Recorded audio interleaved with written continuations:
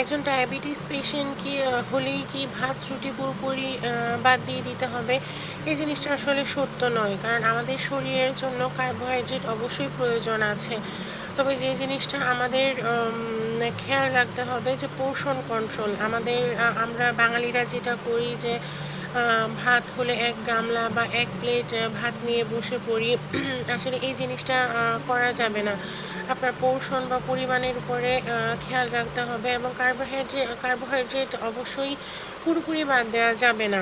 কারণ আপনার ডায়াবেটিস যদি থেকে থাকে বা আপনার পরিবারে যদি কোনো ফ্যামিলি মেম্বারের ডায়াবেটিস থেকে থাকে, সেক্ষেত্রে মিষ্টি জাতীয় যেসব খাবার আছে, চিনি বা চিনির জাতীয় যেসব খাবার বা লবণ, এই ধরনের খাবার, অতিরিক্ত তেল, মসলা, এই খাবারগুলো হচ্ছে পুরোপুরি বর্জন করতে হবে।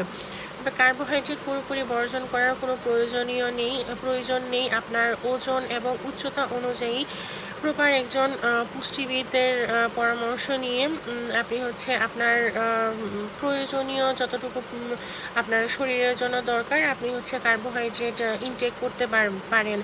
সেক্ষেত্রে ভালো কার্বোহাইড্রেটের অনেক অপশন রয়েছে। আপনি সাদা চাল, সাদা ভাত বা সাদা রুটির পরিবর্তে লাল চালের ভাত খেতে পারেন অল্প পরিমাণে, অথবা লাল আটার রুটি খেতে পারেন, গমের রুটি খেতে পারেন, ওটস আছে সেটা খেতে পারেন।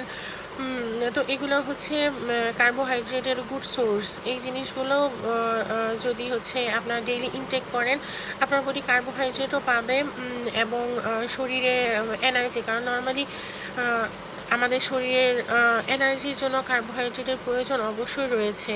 তো সেজন্য পুরোপুরি কার্বোহাইড্রেট বাদ দেওয়ার কোনো প্রয়োজন নেই। কার্বোহাইড্রেটের পরিমাণ কমিয়ে আনতে হবে। ১ গামলা বা ১ প্লেটের পরিবর্তে আপনি পরিমাণে অল্প নিন। হুট করে তো কমালে জিনিসটা আপনার বডি ইউজড হবে না। ধীরে ধীরে কমাতে হবে। ধীরে ধীরে পোর্শন কন্ট্রোল করতে হবে। ধীরে ধীরে পোর্শনের পরিমাণ কমিয়ে আনতে হবে। তাহলেই দেখা যাবে যে আপনার সুগার নিয়ন্ত্রণে থাকবে।